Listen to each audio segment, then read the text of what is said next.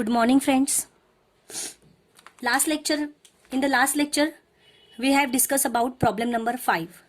Now we are going to discuss problem number 6. ठीक है? So let's start.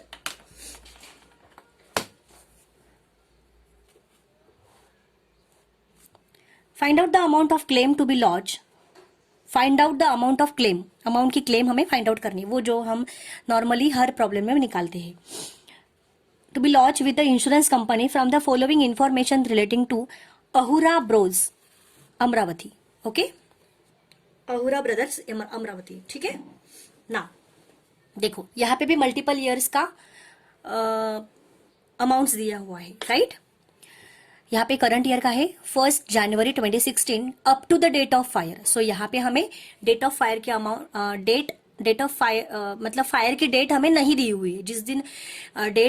जिस दिन फायर हुआ उस दिन की डेट यहाँ पे मेंशन नहीं की गई है. Okay, up to the date of fire सिर्फ इतना ही बोला है. सो यहाँ पे 1 जनवरी 2016 to up to the date of fire. Okay, opening stock दिया है, परचेसेस लेस रिटर्न्स दिया हुआ है, सेल्स लेस रिटर्न्स दिया हुआ है, wages, closing stock. Okay, during the year 2015 के टाइम पे द क्लोजिंग स्टॉक में इंक्लूडेड था गुड्स परचेस किया हुआ का अमाउंट. किसमें इंक्लूड था? क्लोजिंग स्टॉक में. But not recorded rupees 5,000. But उन्होंने रिकॉर्ड ही नहीं किया 5,000 रुपीज. क्या किया उन्होंने? रिकॉर्ड ही नहीं किया. ठीक है. So the salvage it means कि यहाँ पे क्या आ जाएगा कि क्लोथिंग स्टॉक देखो कितना है 50,000 15 का 2015 में है ना 50,000 एंड परचेसेस कितना है 90,000. कि क्लोजिंग स्टॉक में 5,000 रुपीज परचेसेस के इंक्लूड है. तो यहाँ पे परचेसेस में ऐड हो जाएगा. क्या हो जाएगा? परचेसेस में ऐड हो जाएगा. ओके, बट आप बोलोगे कि यहाँ पे मैम फिर 45,000 आएगा. नहीं, यहाँ पे एज इट इज अमाउंट जैसे कि वैसे ही आएगी. क्यों? क्योंकि यहाँ पे नॉट रिकॉर्डेड मेंशन किया हुआ है. ओके, सो यहाँ पे सिर्फ परचेसेस में चेंजेस करो, क्लोजिंग में चेंजेस मत करो. ठीक है. So the salvage stock was valued at ₹9,000. माल कितने रुपीज का बच गया? फायर से सेव हो गया 9,000 रुपीज का. The amount of policy ₹34,000. Policy की अमाउंट कितनी है? इंश्योरेंस पॉलिसी की 34,000. And there was an average clause in the policy में एवरेज क्लॉज दिया हुआ है, देना है. Okay, the firm closes in the book its books on 31 December every year. So यहाँ पे फाइनेंशियल ईयर क्या है? 1 January to 31 December. Okay guys, so now let's start for the solution. यहाँ पे कुछ ये नहीं है फंडा कि 90% वैल्यू है, 10% लेस है, 10% अबव है. यहाँ पे कुछ भी नहीं है. सो यहाँ पे पूरा का पूरा 100% का वैल्यू दिया हुआ है. ठीक है. सो यहाँ पे ट्विस्ट क्या है? एक अलग ट्विस्ट क्या है कि 5,000 रुपीज क्लोजिंग स्टॉक में इंक्लूड है, वो ये यहाँ पे नया है. ठीक है. So now we will move directly to the trading account.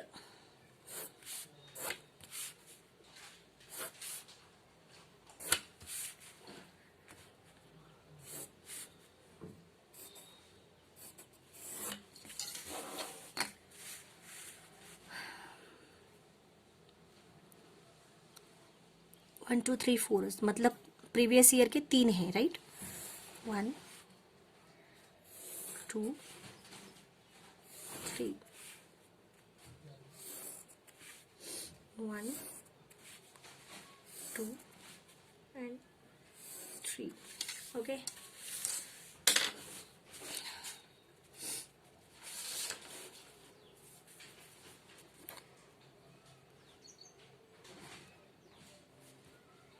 In the books of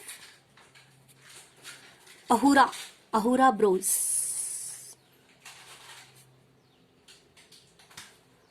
कहाँ के? ये अमरावती के. Okay, trading account for the year 13-14, 14-15 and 15-16.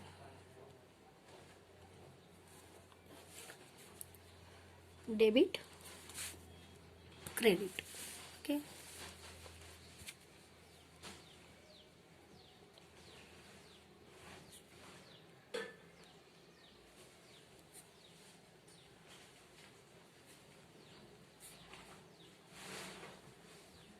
Okay, यहाँ पे भी वैसे ही आएगा.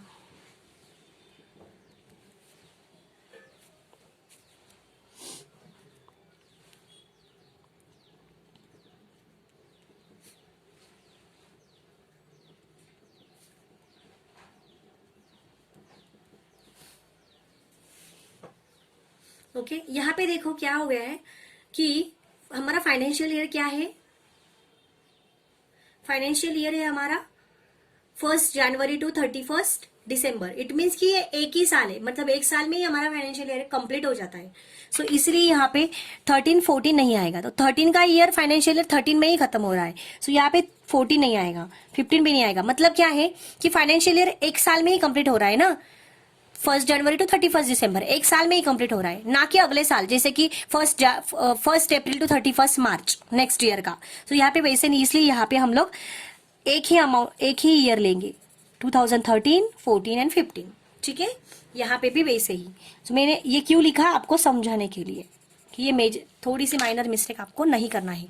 सो 2013 का, 14 का, 15 का, 13 का, 14 का, 15 का. ठीक है, क्योंकि नेक्स्ट ईयर में फाइनेंशियल ईयर नहीं जा रहा है, इसलिए हमारा फाइनेंशियल ईयर एक साल में ही कंप्लीट हो रहा है. ओके, सो नेक्स्ट यहाँ पे आ जाएगा to opening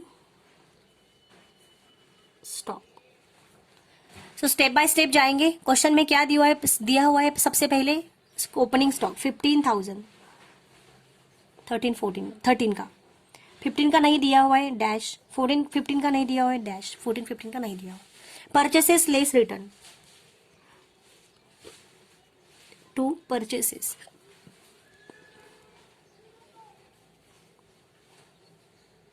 less return. How much the amount, 50, 75, 90.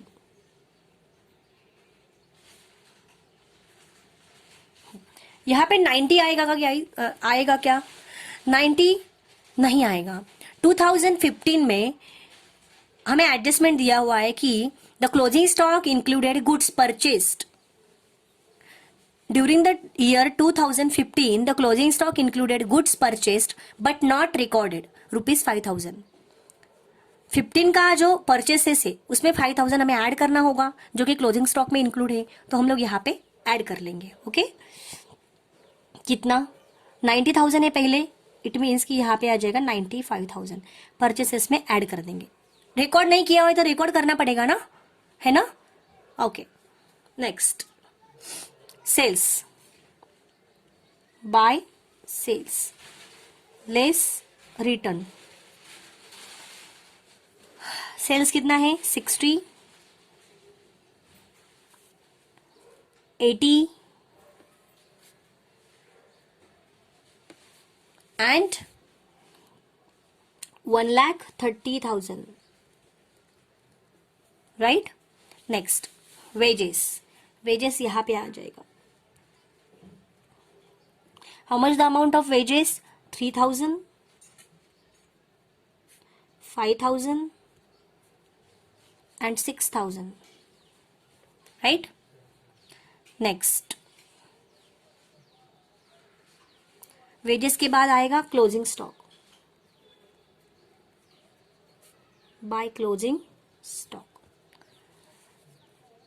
20,000, 40,000 and यहाँ पे 50,000 जैसे का वैसा ही आएगा. आप बोलोगे मैम 45,000 आएगा. नो, 50,000 एज इट इज आएगा. चेंजेस कहाँ पे होगा, परचेसेस में, क्योंकि यहाँ पे रिकॉर्ड नहीं किया था इसलिए यहाँ पे हमने रिकॉर्ड किया 30,000. ओके,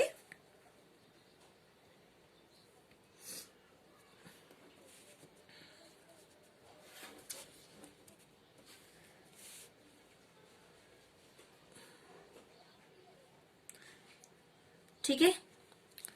95,000 पहले का 90 था, 5,000 ऐड कर दिया, 95,000. ठीक है, तो ये हो गया हमारा ट्रेडिंग अकाउंट.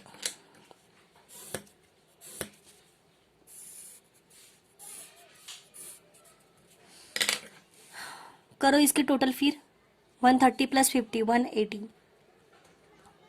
गाइज यहाँ पे क्यों नहीं आता है, you are in T Y, you should I mean कि जैसे कि आप थोड़ा सा लॉजिक लगाओ कि क्लोजिंग स्टॉक मतलब क्या, कि साल के आखिर में बचा हुआ माल, राइट। सो इसमें 5000 रुपीज का इंक्लूड है, लेकिन उन्होंने एंट्री नहीं की है परचेस बुक में, परचेसेस के टाइम पे, तो एंट्री तो करनी पड़ेगी ना कि हमने 5000 का माल इंक्लूड किया, माल लिया था, तो इसलिए मैंने यहाँ पे लिया। तो यहाँ पे कुछ लेस करने की जरूरत नहीं है, क्योंकि ये परचेसेस का अमाउंट यहाँ पे तो आता ही है ना, ओपनिंग स्टॉक है, परचेसेस है, तो ये तो यहाँ पे क्लोजिंग स्टॉक में तो होता ही है, राइट। तो इसलिए यहाँ पे कुछ भी नहीं करना है परचेसेस में, हमने इसलिए कि परचेसेस में पता होना चाहिए कि हमने कितने रुपीज का माल परचेस किया, तो ये हमने यहाँ पे, हम लोग यहाँ पे हमेशा अमाउंट लेते हैं, okay. So that is why I have written over here 95,000, okay. 80 plus 40 1,20,000, 60 plus 20 80,000। सो कर दो यहाँ पे टोटल।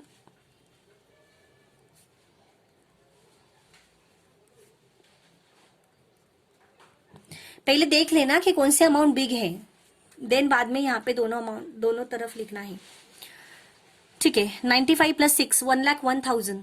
सो यहाँ पे बचे कितने, 95,000।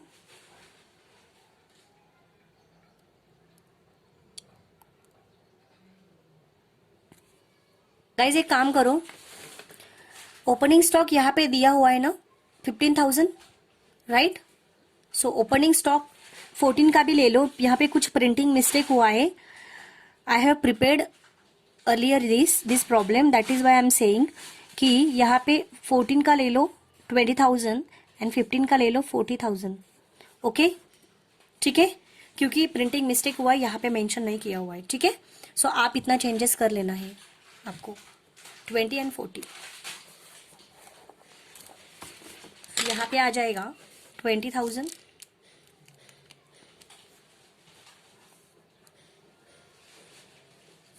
एंड 40,000। 95 plus 6 1,01,000 plus 140 1,41,000। सो यहाँ पे कितना आ गया, 39,000 ग्रॉस प्रॉफिट। 1,20,000 minus 75 plus 25 1,00,000। सो यहाँ पे आ गया 20,000। 80,000 माइनस 65 68,000। सो यहाँ पे बचा 12,000, ओके।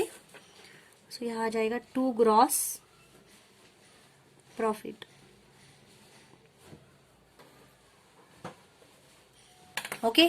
सो हमें यहाँ पे ग्रॉस प्रॉफिट मिल गया।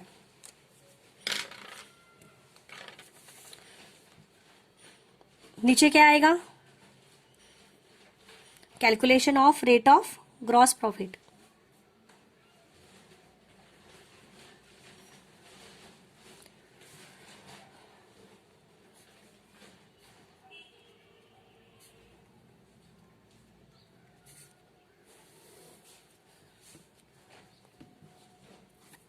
On sales.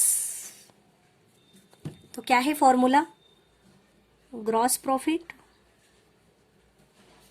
Upon sales into 100। तो तीनों साल का आएगा ना, राइट।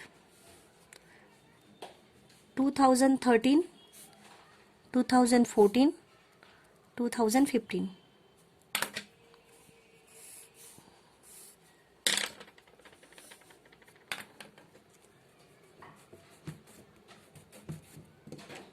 थोड़ा सा,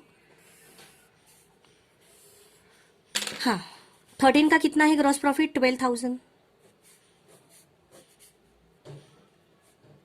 सेल्स कितना है 60,000 इंटू 100, कितना आया, करो कैलकुलेशन आपके इसमें कैलकुलेटर में, 20%।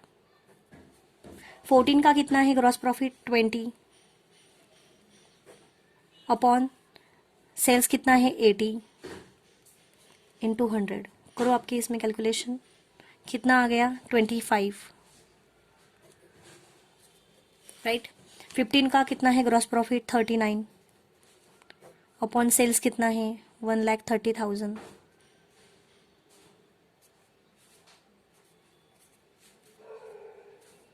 इंटू 100 करो, कितना आ गया? 30%. सो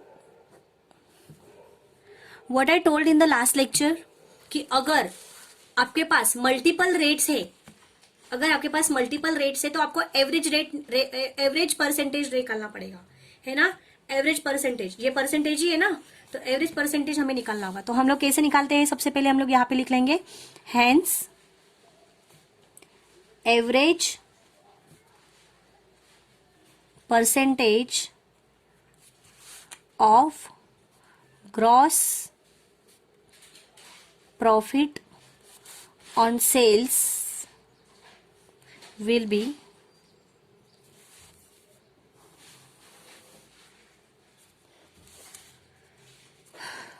इनकी टोटल करनी है, राइट?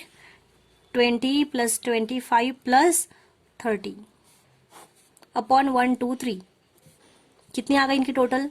करो, 75 अपॉन 3, 25% एवरेज परसेंटेज. तो हमें एग्जैक्ट रेट हमें यहाँ पे मिल गया. ओके, ठीक है. सो हम लोग यहाँ पे लेंगे memorandum trading account.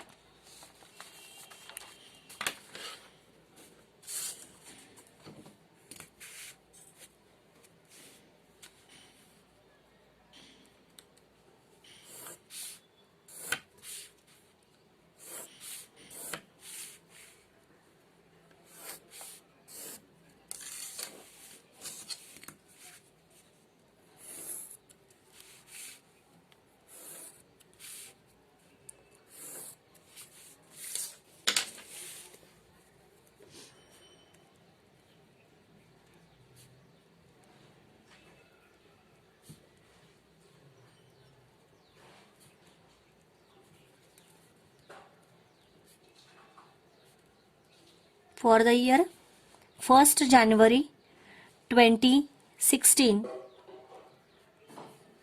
up to the date of fire, क्योंकि हमें यहाँ पे फायर की डेट नहीं दी हुई है. Up to the date of fire. Particulars rupees, particulars rupees, debit credit. Okay, so सबसे पहले क्या आता है यहाँ पे? To opening stock. Last year का क्लोजिंग स्टॉक कैरी फॉरवर्ड हो जाता है नेक्स्ट ईयर में, यानी करंट ईयर में. सो लास्ट ईयर का क्लोजिंग स्टॉक कितना था? 50,000. सो हमने यहाँ पे ले लिया 50,000. Okay, next. तो हम लोग अभी अपने यहाँ से जाएंगे स्टेप बाय स्टेप क्वेश्चन से. क्या दिया है क्वेश्चन में? Purchases less return. परचेसेस कितना है? 60,000 लेस रिटर्न किया हुआ. Next, sales by sales less return. कितना है sales? 84,000, right? Next, wages. How much the wages? 4,000, right? Then closing stock. We don't have closing stock in the memorandum trading account. हम लोग यहाँ पे क्या निकालते हैं? Stock on the date of fire, ये निकालना होता है हमें, है ना? यहाँ पे क्या आएगा? To gross profit. कैसे आता है यहाँ पे gross profit? Rate on sales. Rate कितना है हमारा? 25%. ऑन सेल्स, सेल्स कितना है? 84,000.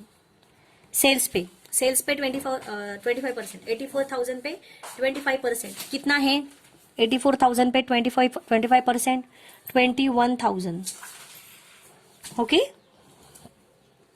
21,000. सो करो कैलकुलेशन, यही अमाउंट भी आएगी. 50 + 60 110, 110, 120, 130, 135. 1,35,000, 1,35,000 माइनस 84,000, करो कैलकुलेशन, माइनस 84,000, सो कितने बचे? 51,000. कितना बचा? 51,000. सो हमारा stock on the date of fire की वैल्यू कितनी है? 51,000. इसके बाद हम लोग क्या निकालते हैं? लॉस ऑफ स्टॉक यानी destroyed by fire. Ascertainment of value of stock, ascertainment value of stock destroyed by fire, है ना? सो इसका फॉर्मूला क्या होता है? Value of stock on the date of fire. कितना है value of stock on the date of fire? 51,000. Less क्या होता है? गुड्स सेव, है ना? सेल्वेज, इसको सेल्वेज बोलते हैं, सेल्वेज गुड्स या फिर स्टॉक. कितना है? कितना सेव किया था हमने? 9,000. 9,000. तो कितना तो डिस्ट्रॉयड कितना हो गया? फिर यहाँ पे आएगा stock destroyed by fire. 42,000. 42,000. 51 minus 90, है ना? सो स्टॉक डिस्ट्रॉयड बाय फायर कितना है? 42,000. नेक्स्ट उन्होंने क्या बोला है क्वेश्चन में कि एवरेज क्लॉज अप्लाई करना है. So application of the average clause. So average clause की फॉर्मूला क्या होता है? claim is equal to value of insurance policy upon value of stock on the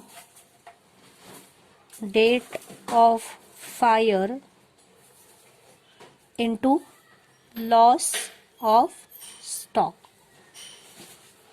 right? Into loss of stock.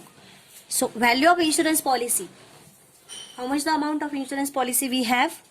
34,000. And value of stock on the date of fire, how much? 51,000. And loss of stock, it means stock destroyed by fire, how much? 42,000. So how much the claim amount? How much the amount of claim?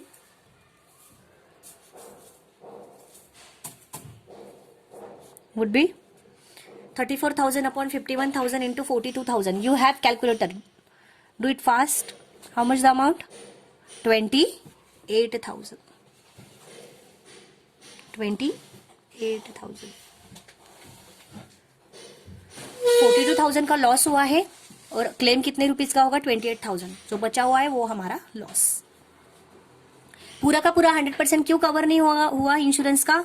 Because stock of destroyed by stock on date of fire and insurance policy के amount same नहीं है, या फिर stock insurance policy के amount से stock on the date of fire के amount ज्यादा है, इसीलिए पूरा 100% कवर नहीं हो सकता. ओके, सो ये था हमारा प्रॉब्लम नंबर 6. ओके, ये था हमारा problem number 6. I hope you all are understand. ठीक है, यहाँ पे क्या नया था? यहाँ पे नया क्या था? सिर्फ क्लोजिंग स्टॉक में 5,000 रुपीज का परचेज किया हुआ स्टॉक इंक्लूडेड है, बट उसकी एंट्री नहीं की गई है. ओके, सो क्लोजिंग स्टॉक में इंक्लूड है, तो इंक्लूड किस में नहीं है? फिर परचेसेस में. रिकॉर्ड नहीं किया हुआ है परचेसेस का, तो परचेसेस में रिकॉर्ड करना पड़ेगा ना। सो हमने परचेसेस में रिकॉर्ड कर लिया। दैट इज पहले का स्टॉक कितना था, वो परचेस किया हुआ 90,000, सो हमने यहाँ पे 5,000 ऐड कर लिया, 95,000। क्लोजिंग स्टॉक में कुछ भी ऐड लेस नहीं करना है, जैसे कि वैसे ही लिखना है, इतना ही ध्यान में रखो। ओके गाइस, ठीक है। ओके गाइस, तो ये थे हमारे प्रॉब्लम्स, और जो कि प्रॉब्लम्स थे लॉस ऑफ स्टॉक के, है ना, लॉस ऑफ स्टॉक के। सो यहाँ पे लॉस ऑफ स्टॉक के प्रॉब्लम तो हमने देख लिए कि कैसे जब स्टॉक का लॉस होता है तब हमें इंश्योरेंस क्लेम की अमाउंट कैसे निकालनी है। Now we are going to study loss of profit, है ना। हमने क्या पढ़ा, claim for loss of stock. Now we are going to study claim for loss of profit. So what is mean by loss of profit? See, I will tell you. देखो, जिस दिन समझो आपके बिजनेस में आग लगी, ठीक है, आपके बिजनेस में आग लगी, समझो आपका एक ग्रोसरी का शॉप है, ठीक है, एक किराना दुकान है आपका, एंड देन वहां पे आपके शॉप में आग लगी, एंड देन वहां पे you have premises, you have the assets like table, chair, anything, okay, and the various stocks are there, ठीक है। सो स्टॉक का तो लॉस हुआ, टेबल भी जल गया, है ना, जो भी आपका जो भी आपके जो पार्ट्स थे, जो भी आपके यूजफुल थे, एसेट्स थी, वो भी यहाँ पे जल के खाक हो गई, ठीक है। सो नाउ जो फिक्स एसेट्स है, जिसका आपने इंश्योरेंस पॉलिसी करवाया था, जो स्टॉक का, उसका तो इंश्योरेंस हो जाएगा, बट ये आग जलने से, ये आग लगने से आपका जो नॉर्मल वर्किंग डेज में नॉर्मल वर्किंग डेज में आपका जो काम था, मतलब जो आपका बिजनेस था, उसका भी डिस्टर्बेंस हुआ, राइट। ये आग लगने से उसका डिस्टर्बेंस हुआ, नॉर्मल वर्किंग का। तो नॉर्मल वर्किंग के डिस्टर्बेंस के वजह से आपका जो प्रॉफिट होने वाला था वो भी कम हो गया, राइट। सो ये कम होने का प्रॉफिट जो है, एक प्रकार से वो लॉस ही हो गया ना। समझो आपको हर महीने में 100 रुपीज का प्रॉफिट होता है, लेकिन आग लगने की वजह से आपने क्या किया, नॉर्मल वर्किंग का आपका डिस्टर्बेंस हो गया वो आग की वजह से। अभी जिस जगह पे आग लगी उस जगह पे तो आप नहीं काम कर सकते ना, जब तक वो रिनोवेट नहीं होता है, तब तक आप उसको काम नहीं करोगे उस जगह पे। तो आप क्या करोगे, डिसलोकेट करोगे उस आपके बिजनेस को, कोई और जगह शिफ्ट करोगे एक टेम्पररी टाइम पे, है ना। सो जिस जगह पे आपने शिफ्ट करवाया है उस जगह पे आपके बिजनेस का इम्पैक्ट तो होगा ही ना। आप हर महीने 100 आइटम्स का सेल करते हो, इस आग लगने की वजह से आपने डिसलोकेट किया, तो आपका सिर्फ 60 आइटम ही आपके सेल हुए, जस्ट बिकॉज ऑफ डिसलोकेशन, है ना। फर्क तो पड़ता ही है, राइट। और वो नॉर्मल वर्किंग्स का जो डिस्टर्बेंस है वो अलग से। तो आपका हर महीने में आपका 100 रुपीज का प्रॉफिट होता है, ये आग लगने की वजह से डिस्टर्बेंस हुआ, डिस्टर्बेंस की वजह से आपका सिर्फ 60 रुपीज प्रॉफिट हुआ। सो बचा हुआ 40 क्या हो गया आपका, ऑब्वियसली लॉस हो गया। सो that is called loss of profit. समझ में आ गया guys, I hope. Okay, so the professional concept will discuss here, ठीक है।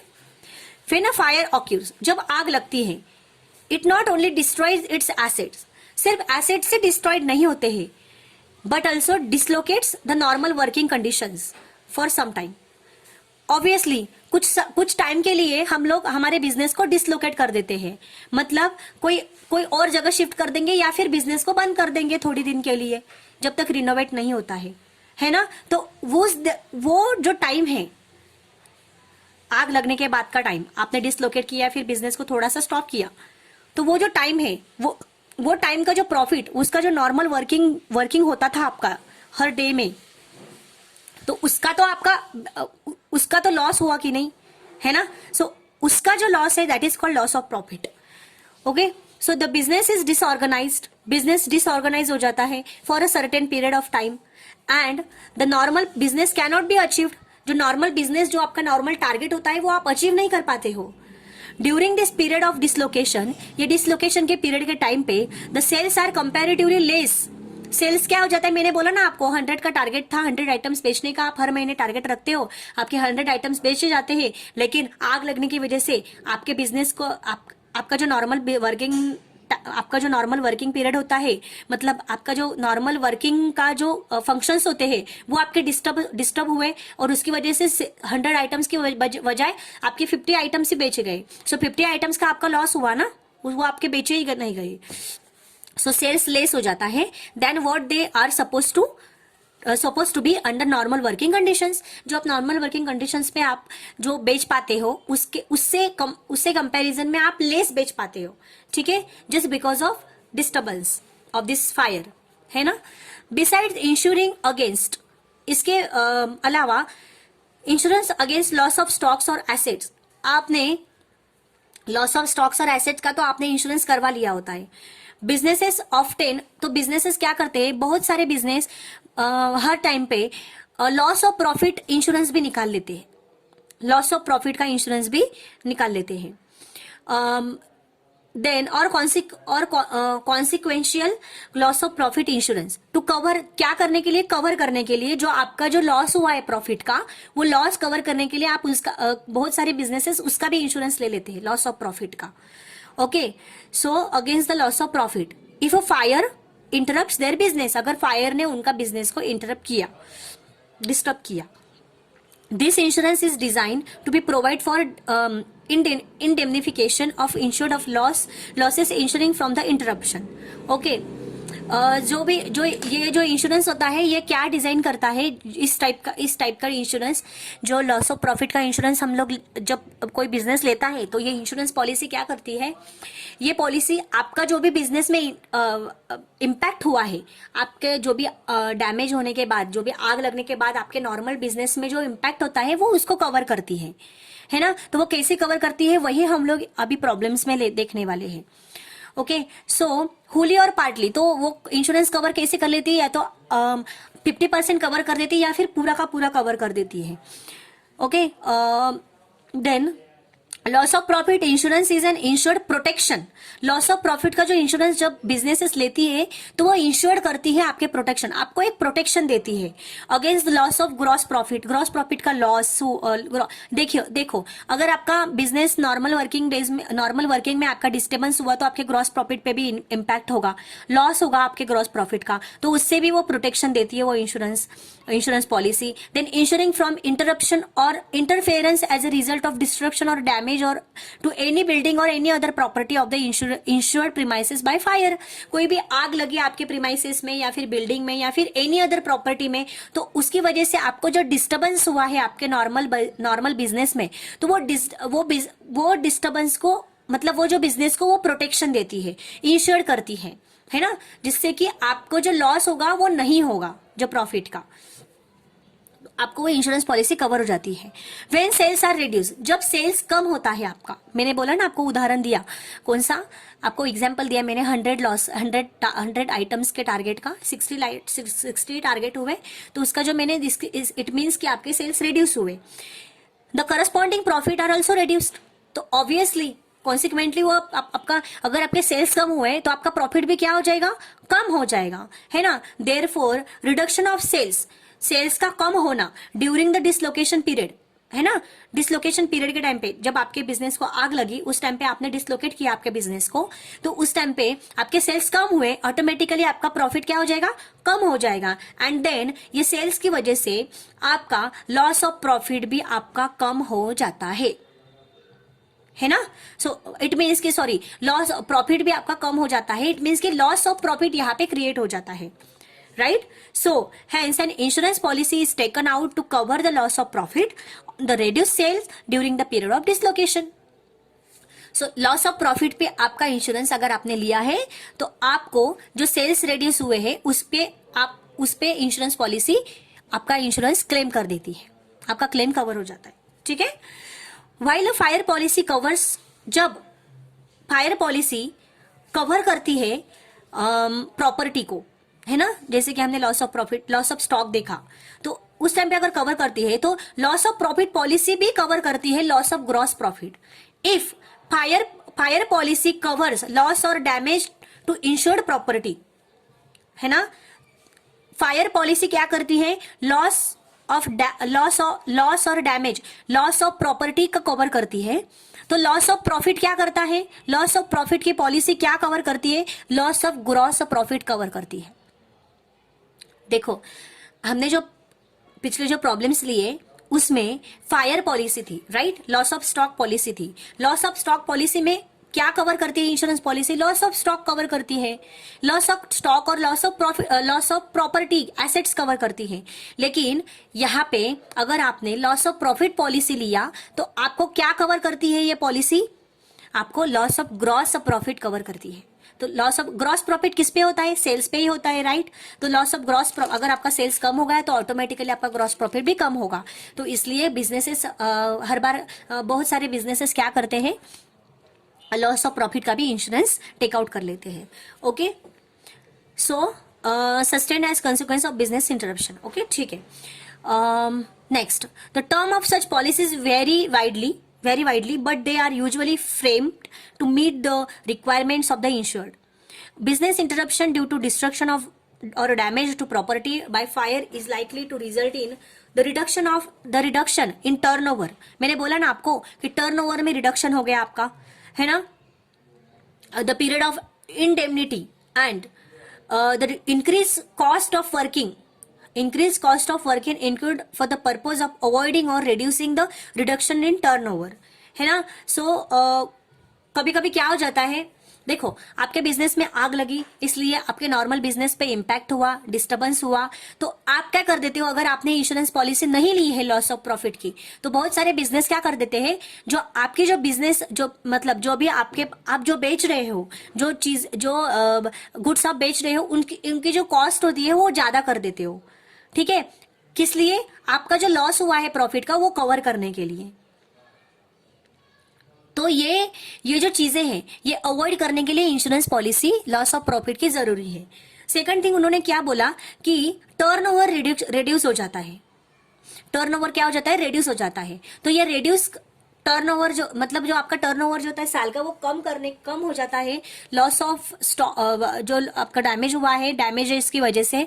तो ये डैमेजेस की वजह से आपके नॉर्मल बिजनेस में इंपैक्ट ना हो, आपका टर्नओवर रिड्यूस ना हो, इसलिए इंश्योरेंस पॉलिसी ये इंश्योरेंस पॉलिसी जरूरी है। ओके, सो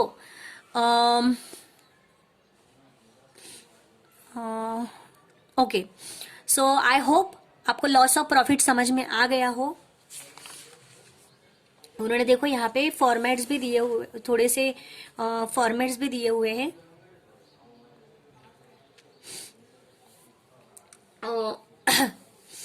देखो, steps of working out the claim and application of average clause, यहाँ पे भी एवरेज क्लॉज होता है।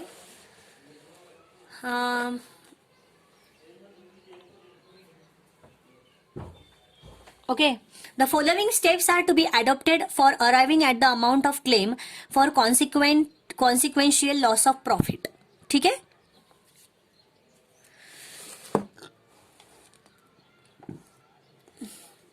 See, calculation of short sales का calculation, the short sales that is the reduced sales during the period of indemnity और period of dislocation. Short sales का मतलब क्या है कि सेल्स का रेड्यूस होना, कौन से पीरियड में, इंडेमनिटी के पीरियड में। इंडेमनिटी मीन्स व्हाट, जो आपका फायर हुआ है तो फायर होने के बाद में जो आपका डिस्टर्बेंस हुआ नॉर्मल बिजनेस में वो period. Dislocation whichever is less is calculated as follows, ठीक है। So sales during the corresponding period of dislocation और indemnity during the previous year पे टाइम पे add expected percentage increase during the current period and deduct क्या हो जाएगा, यानी less क्या हो जाएगा, the sales during the indemnity period और पीरियड ऑफ डिसलोकेशन, ये हो जाएगा। तो हमें शॉर्ट सेल्स यहाँ पे हमें मिल जाएगा। अभी तो आपको कुछ भी समझ में नहीं आएगा, जैसे जैसे हम प्रॉब्लम सॉल्व करेंगे। देखो मैंने आपको लॉस ऑफ स्टॉक के टाइम पे मैंने ऐसे पढ़ाया था कि आपको नहीं, मैंने कुछ भी नहीं दिया था, मैंने सिर्फ फॉर्मूले बता दिए थे। लेकिन हमने जैसे जैसे प्रॉब्लम्स को सॉल्व किया हमें अपने आप हमारे लर्न हो गए वो फॉर्मूले, है ना। कि सबसे पहले हम लोग ट्रेडिंग अकाउंट निकालते हैं, देन मेमोरेंडम ट्रेडिंग अकाउंट निकालते हैं, then rate of gross profit निकालते हैं ऑन सेल्स पे। तो उसका भी फॉर्मूला हमें अपने आप लर्न हो गया जैसे जैसे हम प्रॉब्लम सॉल्व करते गए। देन मेमोरेंडम ट्रेडिंग अकाउंट निकाला, मेमोरेंडम ट्रेडिंग अकाउंट के बाद में हमने ascertainment of value of stock on the stock destroyed by fire निकाला, उसका फॉर्मूला हमारा लर्न हो गया। एवरेज क्लॉज का हमारा फॉर्मूला लर्न हो गया। तो ये कुछ मतलब सबसे पहले ये देखने की जरूरत नहीं, हम लोग सिर्फ नजर डाल रहे हैं कि अरे हाँ ऐसे ऐसे फॉर्मूलेज होते हैं। ओके, इसलिए मैं आपको बता रही हूँ ये, ठीक है। देन जैसे जैसे हम प्रॉब्लम्स देखेंगे ना गाइस, हमें अपने आप लर्न हो जाएंगे। जैसे हमारे लॉस ऑफ स्टॉक के फॉर्मूले लर्न हो गए वैसे ही, ठीक है।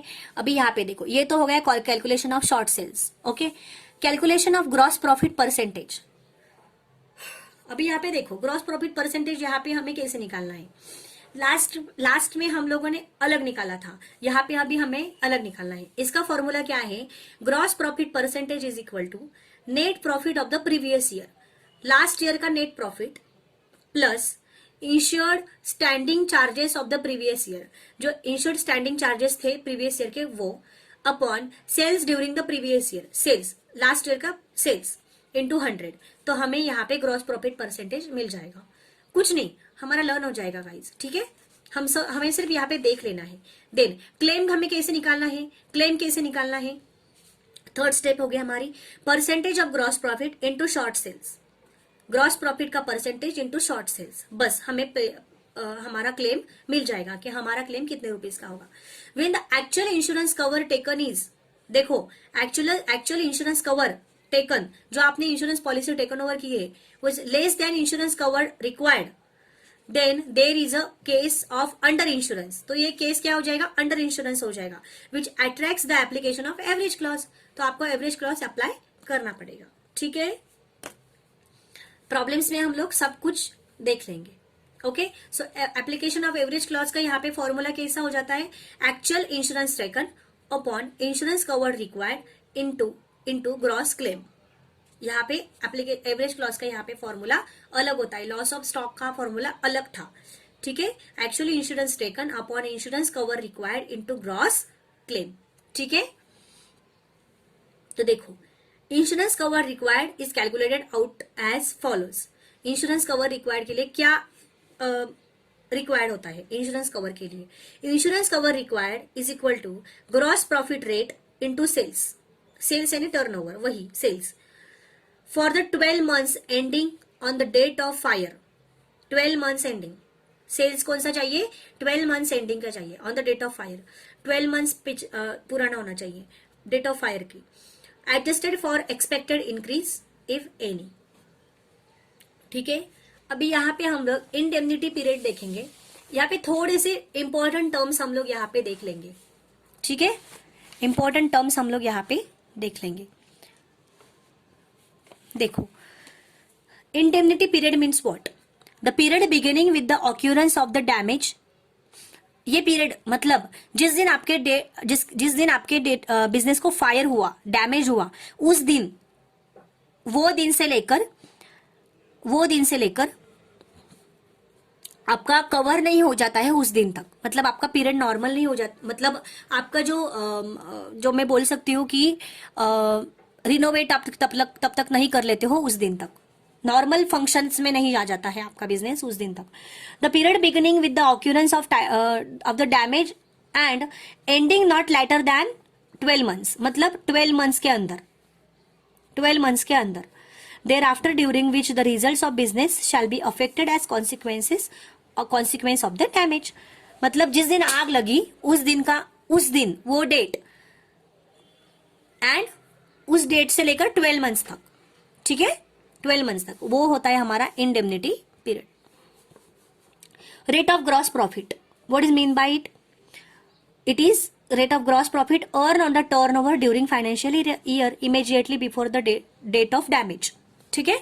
annual turnover means what, turnover during the 12 months immediately before the date of the damage, damage होने के डेट से पहले 12 मंथ्स के, डैमेज होने के डेट के 12 मंथ्स, इट मीन्स कि समझो आपका लॉस हुआ, आपके बिजनेस में आग लगी वी कैन से अप्रैल में, ठीक है।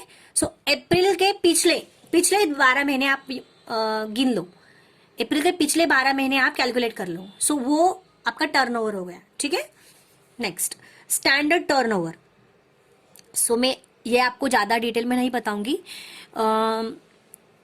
जैसे जैसे हम प्रॉब्लम्स को सॉल्व करते जाएंगे ना गाइस, मैं आपको ये कंसेप्ट क्लियर करते जाऊंगी। अभी आप कितना याद रखोगे, सिर्फ लॉस ऑफ प्रॉफिट का कंसेप्ट क्या होता है वो आपको पता होना चाहिए, एंड उसको क्या क्या निकालने हैं वो हमने यहाँ पे देख लिया कि short cell, gross profit and average clause इतना निकालना है ना। सो ये जो टर्म्स है वो हम लोग आपने पढ़ भी लिया ना तो भी आपको याद हो जाएंगे, ठीक है।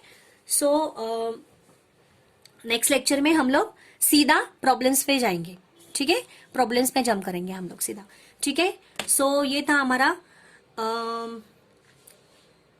लॉस ऑफ स्टॉक के प्रॉब्लम्स हमने देखे, और इस लेक्चर में हमने थोड़ा सा कंसेप्ट देखा लॉस ऑफ प्रॉफिट का। तो नेक्स्ट लेक्चर से हम लोग लॉस ऑफ प्रॉफिट के प्रॉब्लम्स शुरू कर देंगे, ठीक है। सो तब तक आप लोग रिवाइज करो जो भी मैंने सिखाया है उसका। Thank you so much, bye bye.